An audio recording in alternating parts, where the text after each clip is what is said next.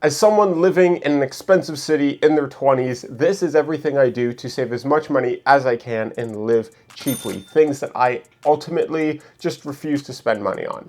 The first thing I did for a few years was live well below my means, living with a roommate, living really, really cheap in an apartment that was smaller maybe than was ideal, and really put me in a sense of really wanting to work hard to move out of there because of a whole bunch of reasons. There's a video of me moving here that can go over some of those, but ultimately it was something that I couldn't get comfortable there. So I had to work hard to push myself out of there, which I did recently because I'm not there anymore, but I stayed there longer than I wanted to, a few years longer than I wanted to, just to live cheap, to be able to save that money. We're moving through this list pretty quick, but we have 3 more to go through. So number 2 is I don't really use Uber Eats or any delivery service like at all.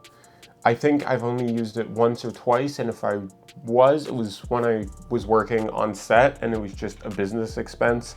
So, and we just like either billed it to the client or the production or whatever. So those are really the only times. I've never really used it personally because it's an unnecessary expense that it doubles whatever the price of what you're getting is, and it will ultimately completely unalive you.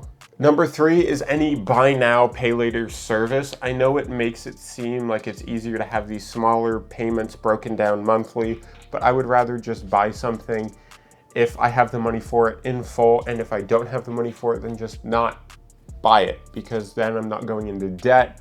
I'm not having another monthly payment that I'm worrying about, because then between streaming services and all these monthly payments for clothes or for computers or tech or whatever, they all start adding up, and every month you just get punched in the face like 200 times.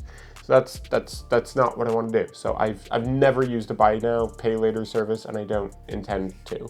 And the last one, because we're keeping this pretty short, is actually not just saving, but having more money to spend, and that is having multiple income streams. I work as a photographer. I do some work on film sets. I teach classes on Skillshare, which I actually just launched a couple new ones. So links to those will be in the description down below if you're a photographer, you want to learn some stuff from me. I make content. I sell stock footage. I do quite a few different things within the same realm because it's in my area of expertise, but it still allows me to have multiple income streams coming in every month. So being self-employed, if my income fluctuates, I'm able to still have a base layer that I can generally expect every month, give or take, which allows me, if I'm making way more than that, then I just bank all of that, invest it, and then I have more streams of income. Having more money allows there to be more money to be saved, so I'm a big fan of having multiple